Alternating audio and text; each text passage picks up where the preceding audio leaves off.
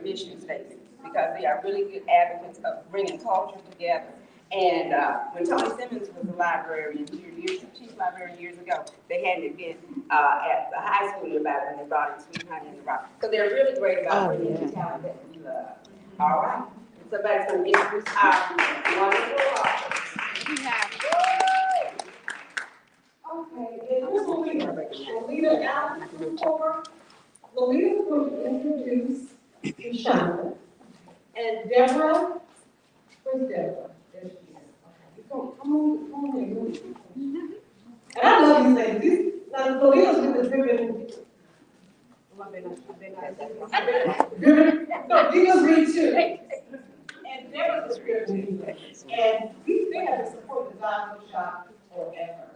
I think the first time we came, they were with us. So we love them. And I'm going to real quick that to welcome everyone. I'm down at the Doc Book Shop. We've been around for 17 years. We're actually celebrating 17 this month. Y'all coming from our anniversary month. So, and it's right. So Reshonda was our first national best-selling author.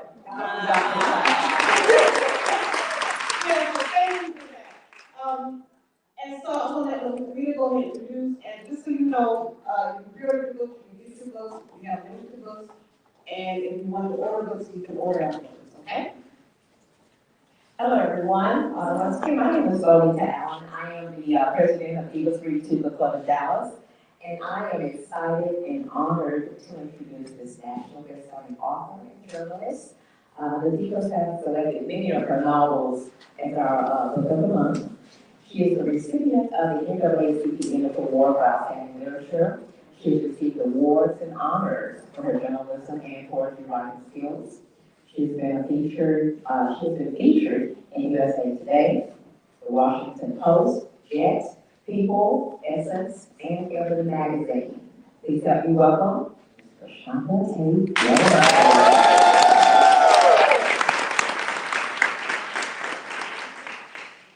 Good evening. I have an awesome privilege of introducing for Mr. Murray, my first book. Oh, wow. Yes, so, I'm going to keep it short.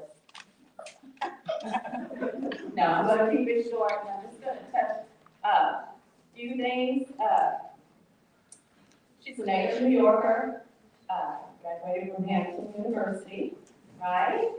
She was in the corporate America, and then she decided to do her own internal spirit. However, she dreamed of writing, and in 1997, she pursued her dream. Now, Victoria is the best-selling author whose works have touched the hearts and minds of readers around the globe. With a deep understanding of the human experience, her writing explores themes of love, faith, identity, and resilience. She has authored over 30 novels, blending rich characters and compelling plots to shed light on the complexity of both personal and societal issues. Her ability to weave together emotional depth and profound insight has earned her recognition not only in the literary community, but also among her loyal fans who connect with her stories on a deeply personal level. Victoria's books often explore themes of spirituality and self-discovery, offering readers of entertainment and inspiration. Beyond her writing, she is a champion of diversity and inclusion, working to bring underrepresented voices to the forefront and to encourage conversations about race, faith, and social justice. And I don't know if you saw those two when election time, webcast, yeah, awesome. Please join me in welcoming the incredible Victoria Mary.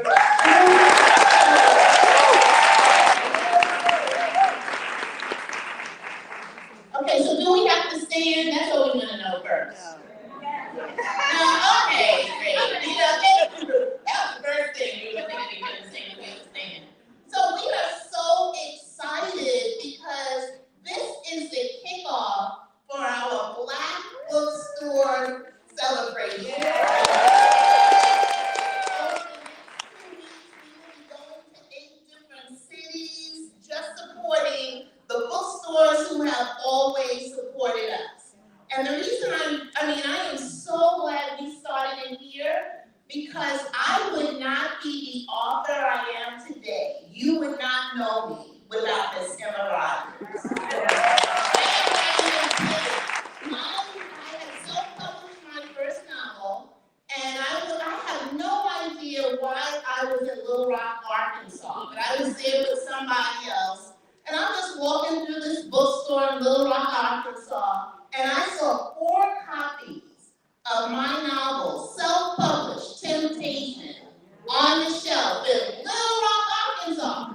So I said to the lady, I ain't never been here before, so how did you know about my book? She said, I don't know, Miss Emma called me up and told me I had to write. And she was like calling everybody across the country, and you hadn't even met me. And I am just so grateful because we would not have this career without you. And I have to give my Miss Emma story. I came to her bookstore with my self-published, and I walked in, just wanted to introduce myself, and next thing I know, I had a to-do list that was 2 pages long. She said, you need to do this, and you need to be in New York at the Book Expo. I'm just taking notes, and so I followed everything she said to do to a T, so I am eternally grateful. One other thing, everybody thinks that Reshonda Tate is my best friend, and she is. She's my best friend that I've known in this writing world. We know each other's secrets and everything. She don't know me well enough to know I don't use Billington anymore. That's okay. It's okay. Okay, so you see how long I've been knowing her. Reshonda Tate. So, but there were 3 women who've been in my life. One of my best friends I've known for almost 60 years. My other best friend, who lives here in Dallas, I've known for 50 years. And then my 3rd best friend is here, and I've known Tracy, Miss Emma Tracy's here, for 40 years. And that's just before I was a writer or anything crying, she's so emotional.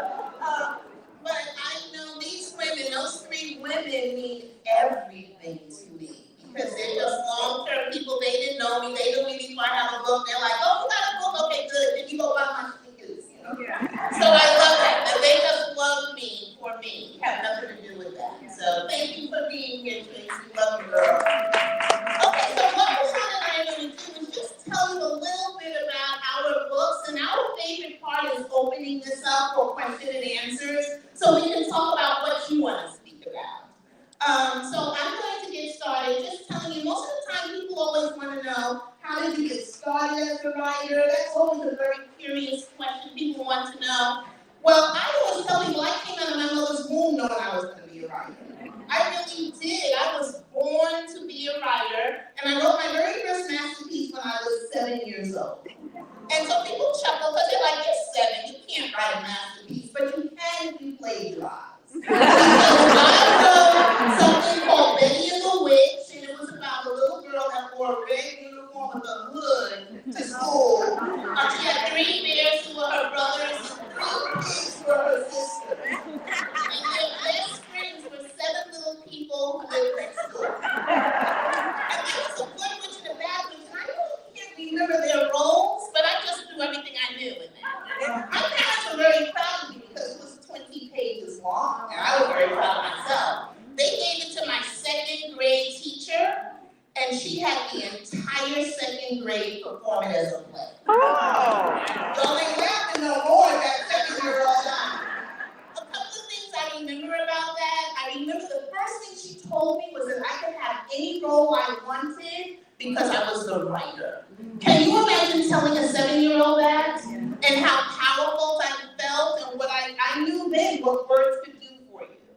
I remember some of the rehearsals, but the best part was the night of that performance, when after we took our bow on stage, she ushered off the rest of the 2nd grade, and the teacher stood there holding my hand, introducing me as the writer. All right. That was when I became a writer, at 7 years old. But it took me many years to get here, because you cannot be what you don't see.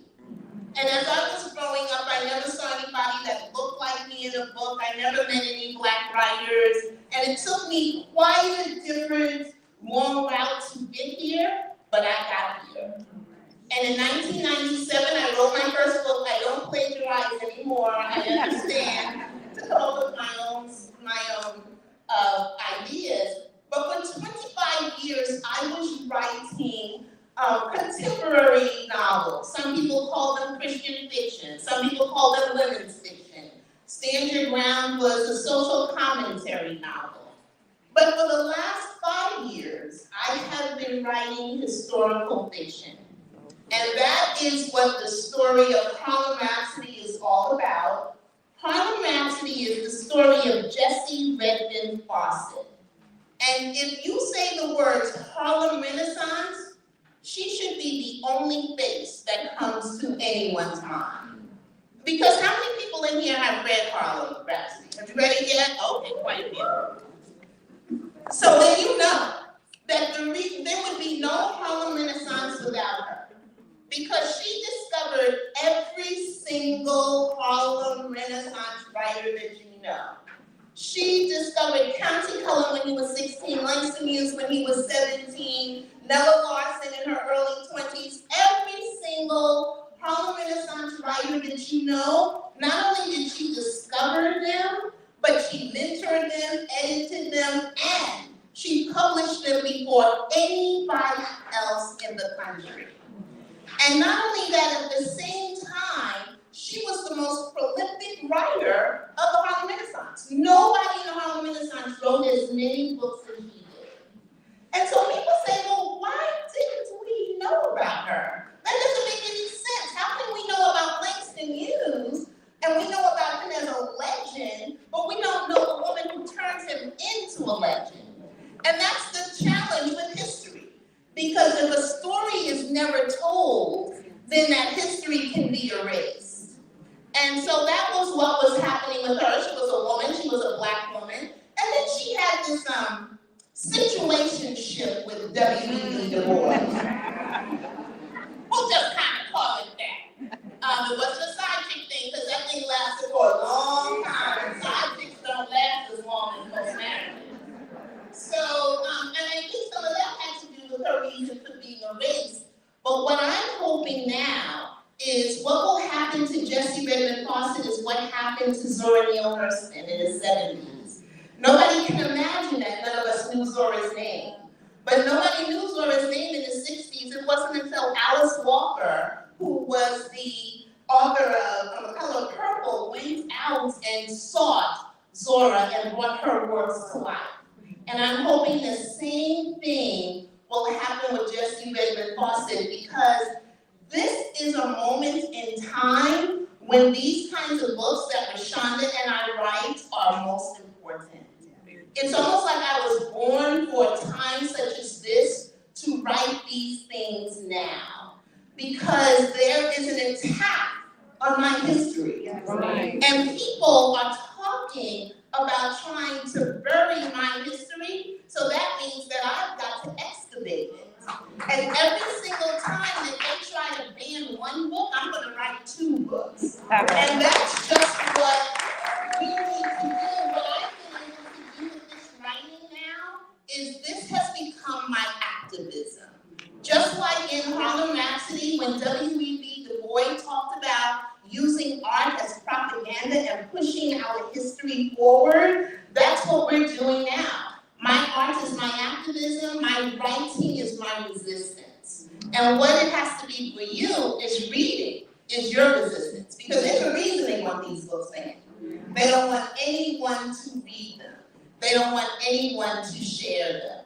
And so that's why I wrote Harlem Rhapsody. That's why I am going to write about our history and women like Jessie Redmond Fawcett until my fingers fall off.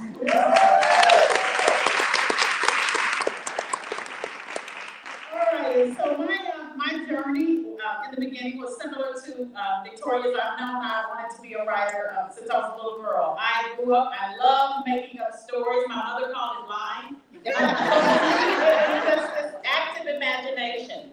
And my real first memory of writing came in the 5th grade. I grew up in Houston, and I wrote What I Did on Summer Vacation essay. That was the assignment. And I wrote how I grew up in the ghetto and just was witness to drive-by shootings and elderly ladies getting mugged in gangs, and just really how difficult life was for us. And my teacher was really moved. She called my mother and said, if there's anything I can do for you, let me know. And my mother said, yeah, Exactly. drive-bys. You talking about we live in a nice middle-class neighborhood.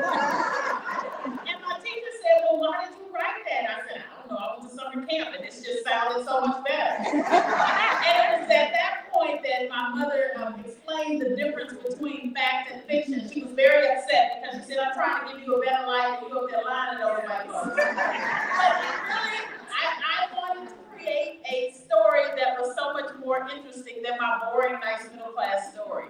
But, you know, so I learned the difference between fact and fiction, and I went to the University of Texas at Austin. I graduated with a broadcast journalism degree. And then when I graduated, I went to work with the National Enquirer. I was the paparazzi. I thought I was going to get to make some stuff up. But contrary to belief, we do not get to make stuff up at the National Enquirer. You just go dig up dirty gossip on celebrities. That was not my calling. And so I decided to write my first book. I self-published my first book. Set out to try and figure out how to get it into stores all over the country. And it was really about just trying to raise awareness of it. And so I am an outside-the-box thinker, so I would do things like call a bookstore in Phoenix and say, hi, I'm looking for My Brother's Keeper. That was the name of my book. I'm looking for My Brother's Keeper by Reshonda Tate. Billingsley was what I wrote under at the time. They said, we don't have it, never heard of it. I called back about 3 hours later. Hi, I'm looking for We don't have it, never heard of it. No joke, right before closing, I would call and say, do you carry this book called My Brother's Keeper? They said, we don't have it, but we need to get it because everybody's calling it.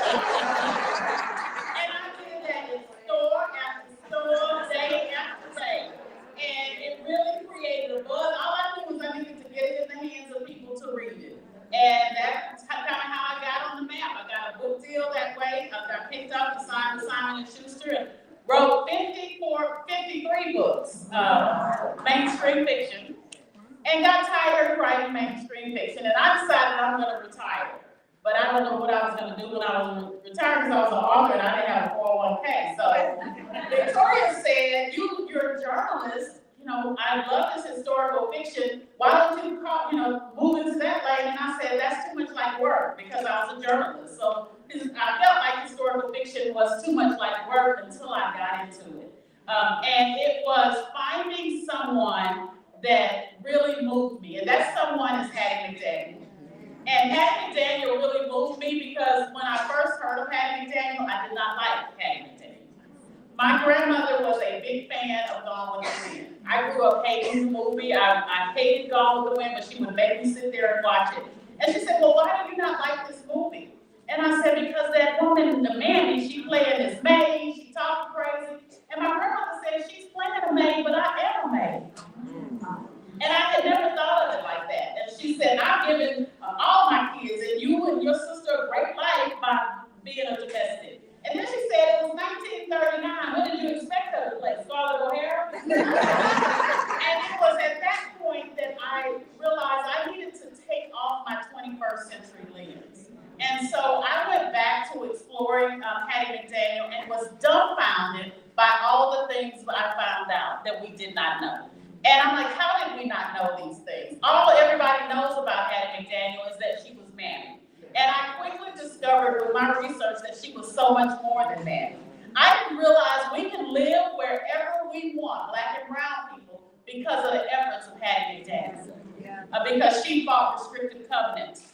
She made it a personal mission to be able to give back. She never had children, but she always gave back. And she worked hard to open doors. So there's so much about her that I was so impressed with, and I wanted to share her story with the world. And I am really excited about this book because I've been traveling all over the country, just making people more aware of it. It's a whole generation of people who did not like Mandy for the very same reasons. And they're coming in and saying, I took off my 21st century lens, and now I see her for the legend that she was. And so I feel like I'm doing her story justice.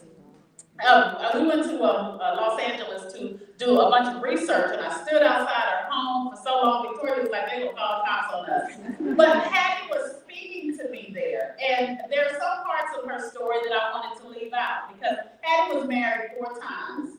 And she had a horrible love life. And I guess she got tired of being and decided to go branch over and try her woman. And I didn't want to write that. I just didn't want to, because I like Hattie, I didn't want to tell the story. And Hattie came to me and said, if you're going to tell my business, tell it all. And so I told her complete story. I became so immersed in her world. In fact, it got to the point, Victoria told me, can you stop researching and go write the book? I kept going down these rabbit holes. I kept discovering stuff. And in fact, now, like I said, it's my mission to educate, especially young people, even my own children. My son, when he went with us to LA, when I was doing the research, he went so he could go surfing. But I kept saying, this trip is made possible by Hattie McDaniel because it's research. And now, for the longest, he kept calling her Hattie LaBelle. I'm like, okay, Hattie McDaniel. He's like, why do I know about Hattie LaBelle? That's mama's fault. So because we're not educating our children. And so people are coming up to me now and saying, okay, I see her in a different light. I have a new respect for her. I had an old white woman, she had to be over 100 years old. She said the book finally gave her permission to like Mammy again because in the 2020s when everyone was canceling Mammy and Gone with the Wind, she called herself an ally. She said, well, I guess I don't like Mammy anymore. But she said this helped her to go back to understanding. And that's what I'm trying to do. I joined a Gone with the Wind Facebook group, and they have almost 100,000 people in there. And I joined the group, and I ended up getting into all these discussions with people who would say, well, why don't you like Mammy? And I tried to explain as a 10-year-old watching Mammy, that was all that I saw, so I wanted something different. And so it was eye-opening for a lot of them.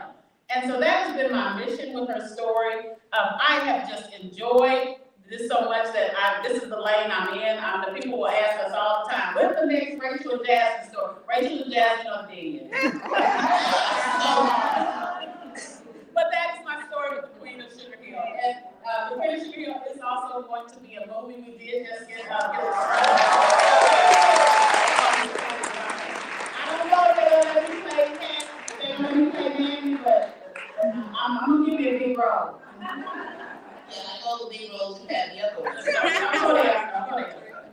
Okay, so now what we would love to do, because this is our favorite part, is to talk about what you want to talk about. So we want to answer your questions, anything about the books, anything more we can tell you about our stories or our writing or anything. So, and as I said, this is my favorite part. So if you don't ask questions, I'm going to start calling on people. And I know y'all come all the way over the river and through the woods to not ask questions.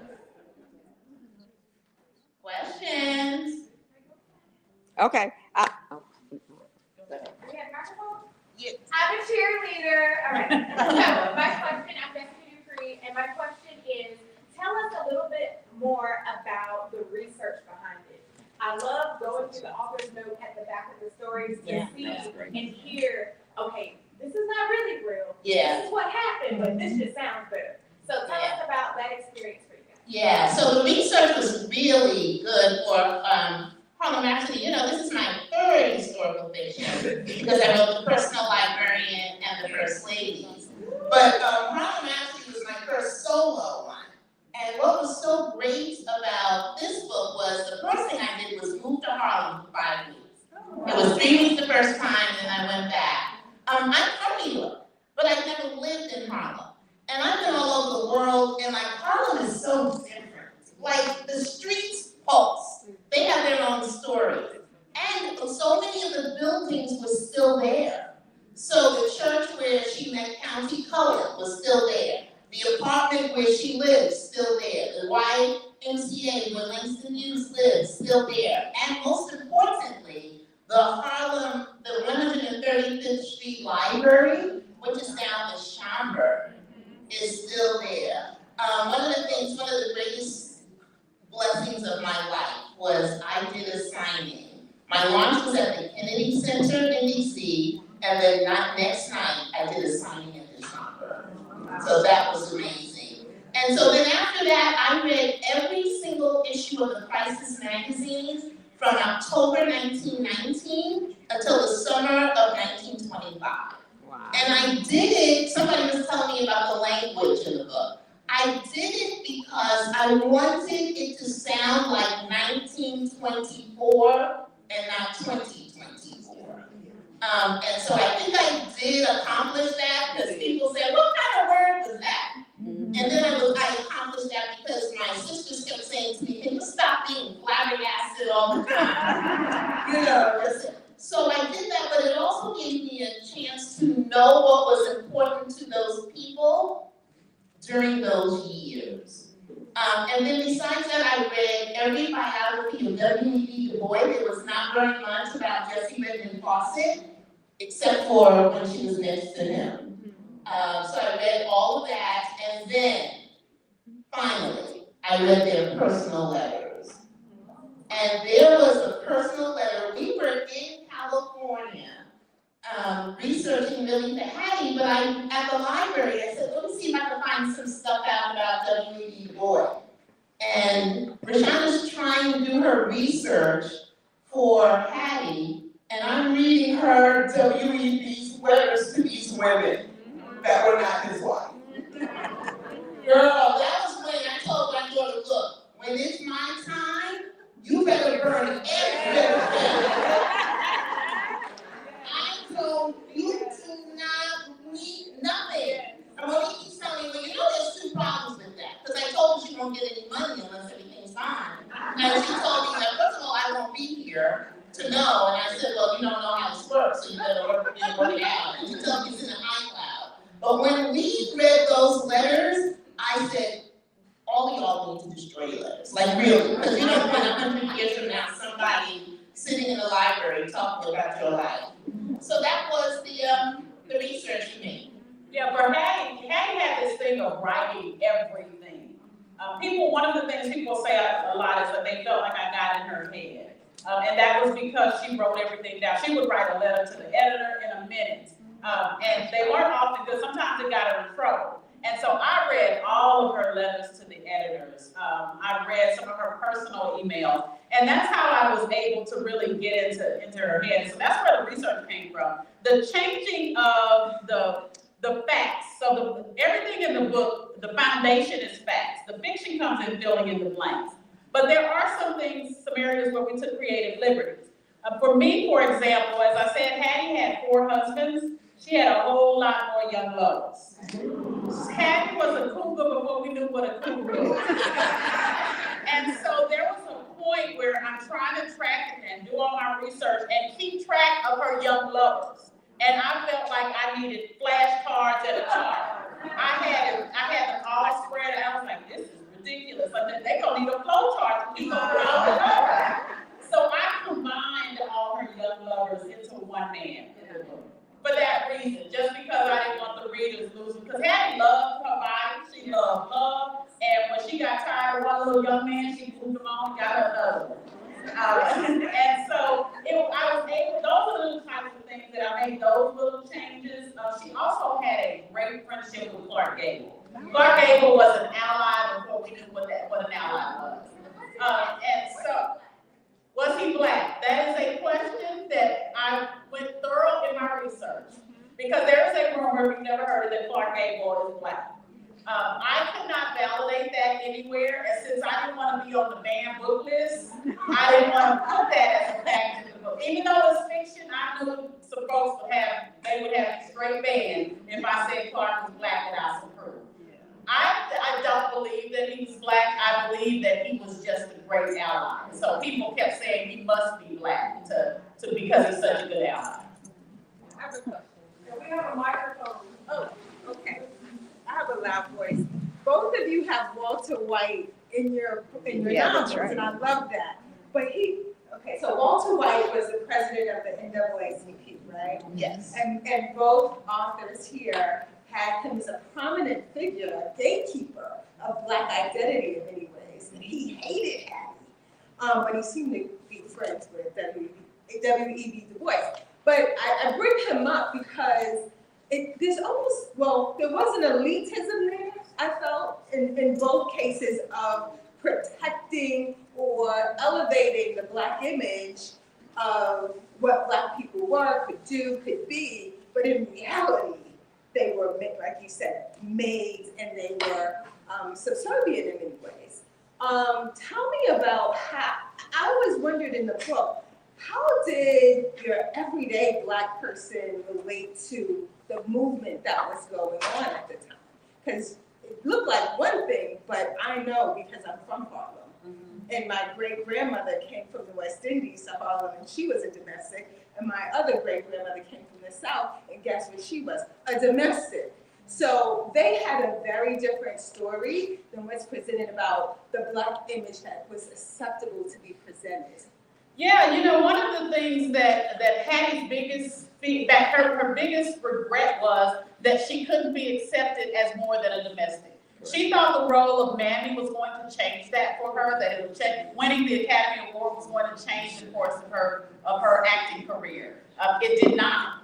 They only saw her as Mammy, as a domestic. And there's a line that actually came from a casting director was trying to select someone for a role.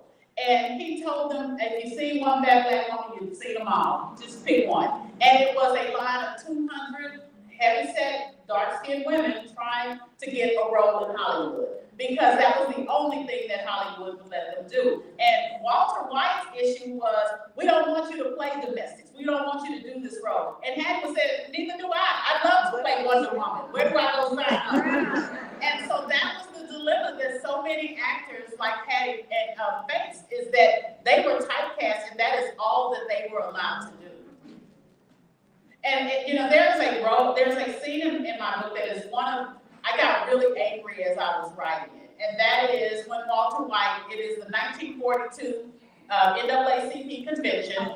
He actually invited Hattie McDaniel to the NAACP convention, the conference. And there are almost 10,000 people here. He's on stage and he says, I want to bring up someone we should all be proud of, we're looking forward to big things in Hollywood. So Hattie thinks they invited me. He's about to bring me up on stage. And he says, introducing the model of Black America, Black actors, Lena Horne. And they call Lena to the stage and say, this is who we want America to see. She's light-skinned, she's fair-skinned, she's pretty, she's thin, she's articulate. This is the example. And then he looked in the audience and said, Hattie McDaniel's Mammy is no more. Yes. And his thing was, his intentions were, he wanted to change the perception of Black people in Hollywood. But he was doing it at the expense of actors like Hattie McDaniel. So it's interesting that you said that Hattie loved her body, because in our book club we were talking about her opinion of herself. So in your writing, did you perceive or want us to, look at her as being low self-esteem? I did not. So I was like, I didn't know the history, but I said, no, she's proud of who she is. But other people said, no, she had low self-esteem. But was your writing to show us which either way or not? No, she did not have low self-esteem. In fact, she got in trouble because she went on tour right after Gone with the Wind, and she did Mammy on stage in these plays, and she made Mammy sexy. And the producer was like, a sexy Mammy? That's Black. No. But that was Hattie's thing. Now, I think that maybe the one scene where she was with Tallulah Bankhead, that makes people think, but it's, even you can have the highest self-esteem, but if you see someone else, especially a white woman, for Hattie, it was just her journey is so much different. But no, she loved her body, and the men that got with her obviously loved it too. And I didn't know that, but I'm with you. I saw it, and I didn't think she had no self-esteem at all in the book. Thank you. I have a quick question. Actually, it's for the both of you. Because, the Doc Bookshop, we love history and culture. So this conversation about history and culture is awesome at a fiction event. So I love it. But my question is, oftentimes our ancestors, kind of choose us. And I'm trying to figure out, what was it about you, Reshonda, that Hattie McDaniel said, I want you to do my story? And what was it about you, Victoria, that Jesse Redmond Fawcett said, I want you to do my story? I'm just curious to know, what do you think of, why you were chosen by, the ancestors to do this? You know, it's interesting you say that, because I tell people that I was born to write this book. Like, everything that I've written to this point got me here. And I do believe Jessie chose me to write her story, because we often say we stand on someone's shoulders. I literally stand on her shoulders. Jessie Redmond Foster wrote the very first novel ever about the Black middle class. And for 28 years, I've been writing stories about the Black middle class. If she hadn't written that first book and gotten it passed into white publishers' hands, I don't know what would have happened. So I'm so glad she chose me, because so many people had ignored her to this point. Also, she was a member of Delta Sigma Theta. So she knew that I was going to take care of her and let her, and show her the right way. Every book she writes, she got go by the Delta.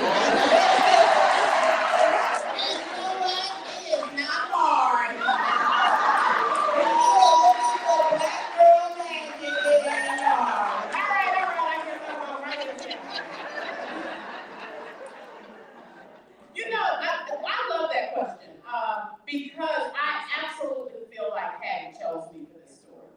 And it is because there are different types of warriors in this world.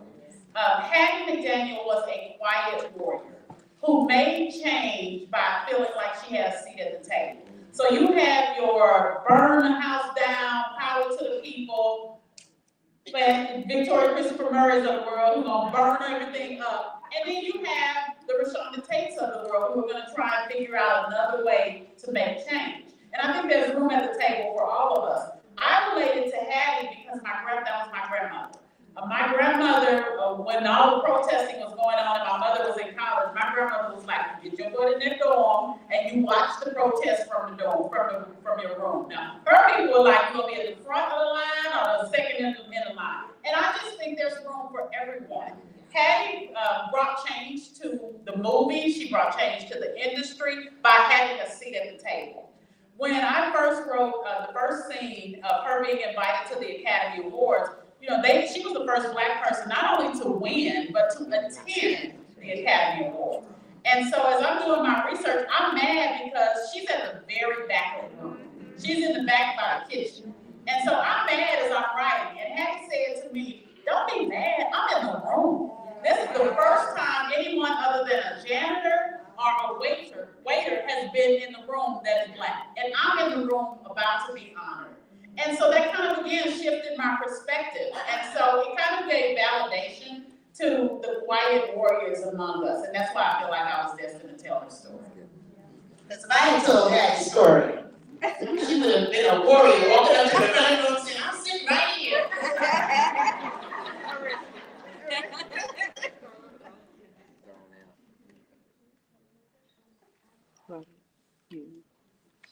Okay, you know I love both of y'all tremendously.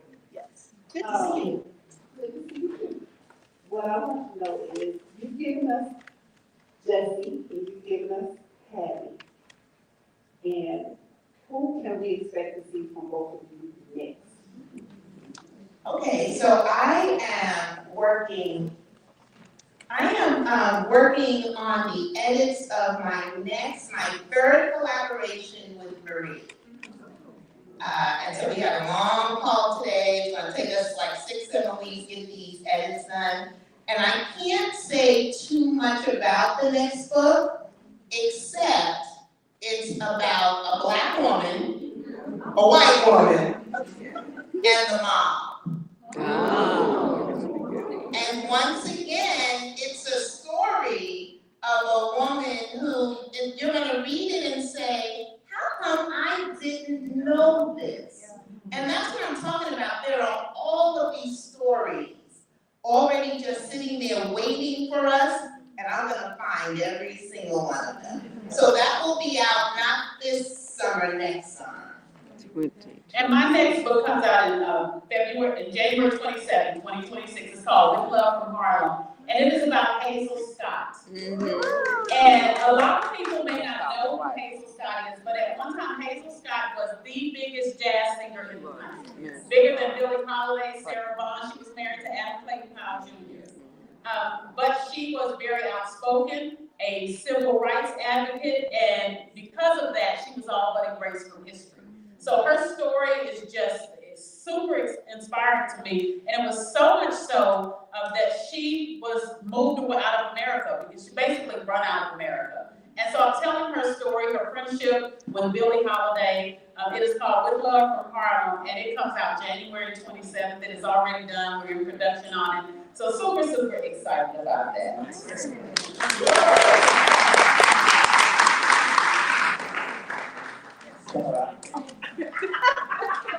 Go ahead. Okay. So Victoria, my question for you is this. You did the personal librarian and the first lady with Marie. Yes, And then this was your solo project. first solo. So share with us how the writing process was different when you did a collaboration versus a solo project. Yeah, so that's really, a lot of people want to know about that because how many of you read The Personal Librarian? You cannot tell that two people wrote that book. But we wrote every single word of that book together. What we did was we started out by talking about the whole story, and then we would break it up into like 5 or 6 chapters at a time. And then depending on what the chapter was, I would write the first draft, and then Marie would write the first draft of another chapter. So when it was about Belle and her family, I took that. When it was about art and history, Marie took that. And then we switched.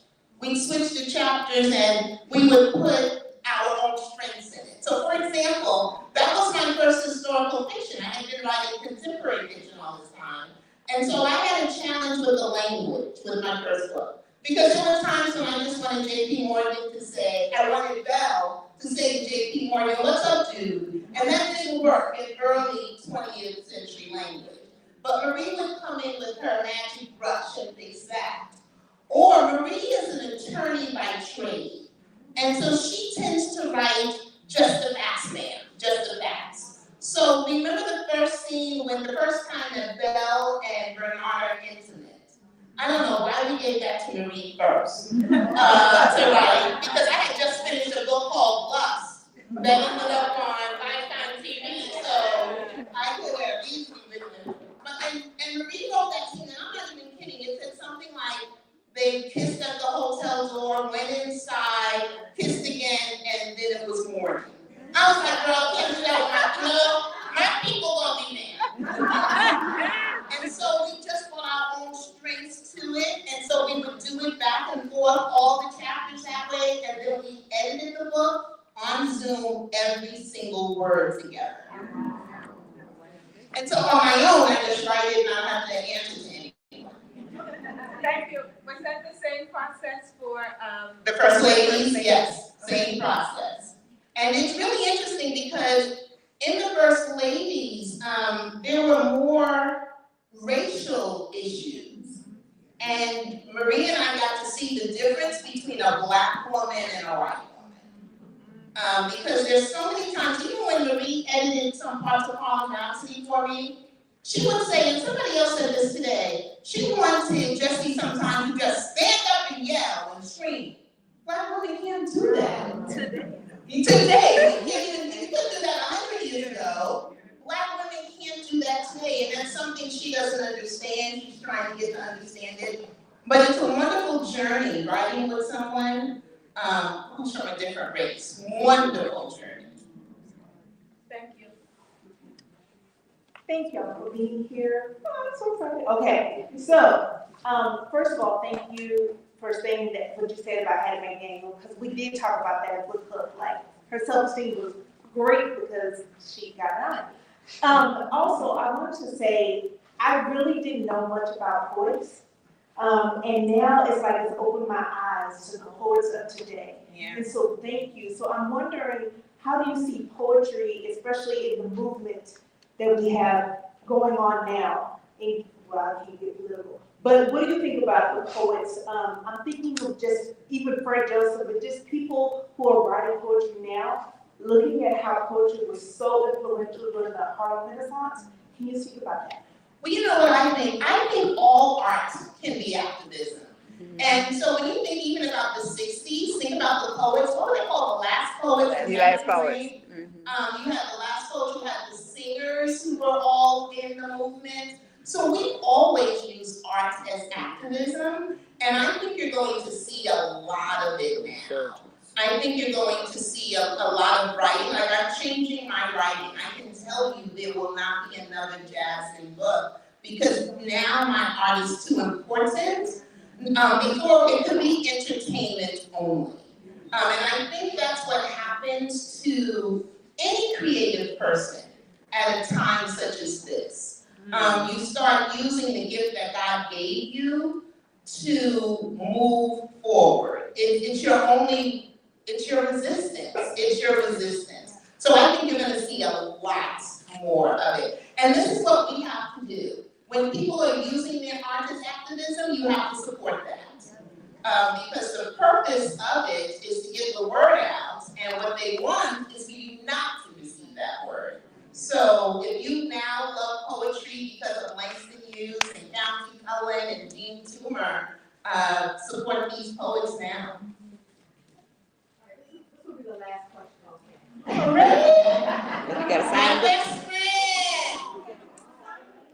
Victoria and I have so much history. I'm gonna tell you guys a little secret. When I used to work for her in her insurance office, we referred to her as Queen V. Well, they still do. And Reshonda, I've heard so much about you, and I'm so happy to meet you. But I wanted to ask, because you both have done movies with your books, so can we look forward to some of these type of books turning into movies that will create along and possibly plays in New York? Yes, a lot of people ask about plays, and I don't know if we're interested in the plays part of it. But The Personal Librarian has been optioned to become a movie. So that's Al Roker is turning it actually into a mini-series. That's what he wants to do. And so they hired a director a while ago. These things take forever because, as you know, with the 7 deadly sins, it took forever. And so we had people who would express interest in Harlem Rhapsody, but it just came out. So we'll see. And you know I starred in a movie, right? You know, so okay, she writes I would love to say man was made into a movie, directed by Regina King, starring Reshonda Tate. So she writes fiction. And you're So this is what you have to understand about Reshonda and that fiction that she just told. So Reshonda had like 6 lines in let the church say amen, and she called me up to practice those 6 lines. We practiced those 6 lines like for 6 weeks. I was so tired of her. I knew the lines better than she did. I had someone time practice with us, and he ran upstairs and he said, it's over. And she was like, Mom, come back down. He was screaming, no. So she got the 6 lines right. And then they cut forward.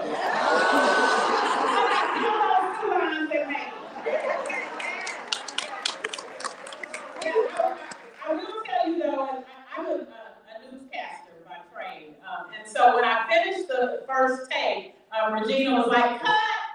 And so she came over and I said, girl, that wasn't good.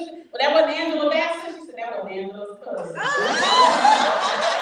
was like, this is not the Hilltop News. So it took me about 12 more takes. I just want to make this comment because Victoria taught me this many years ago when she first came out with her first book.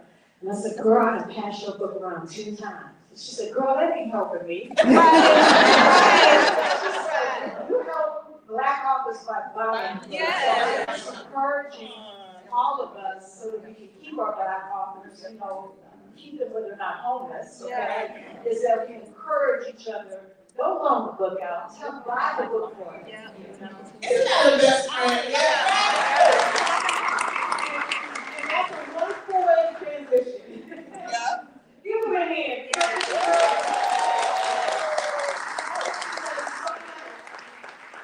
All right, we're going to, at this time, we're going to escort the ladies to their tables.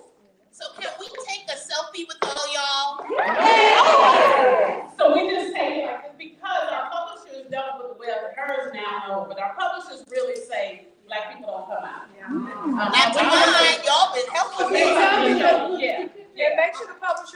for a public library.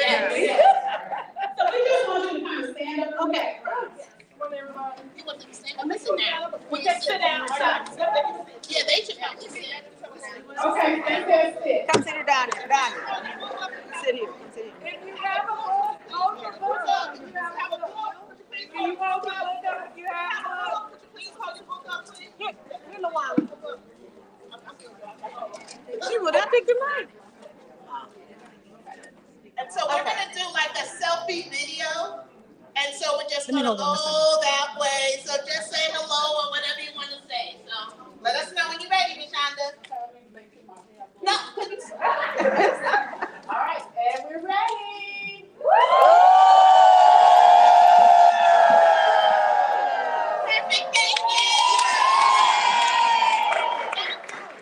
Oh, I love it. You did a video, right? Yeah, you did a video. Did you do a still picture as well? Still picture. Just do a still picture as well. Do you need to be in it? Y'all need to be in it? She gonna take it. Okay. Here.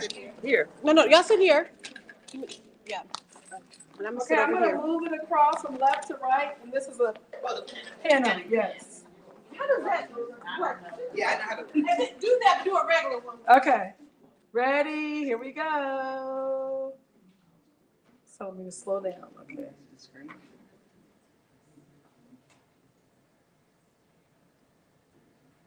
All right, I got that one, and I'm. Let me do a regular one. I'm gonna do a regular one too. I don't know if I can get everybody. Oh, yeah, maybe from that. It's hard to get everyone, but I'll do it for you.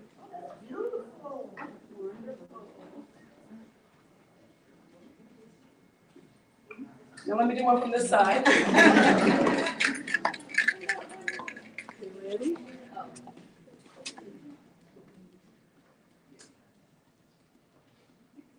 Beautiful. Thank you, ladies.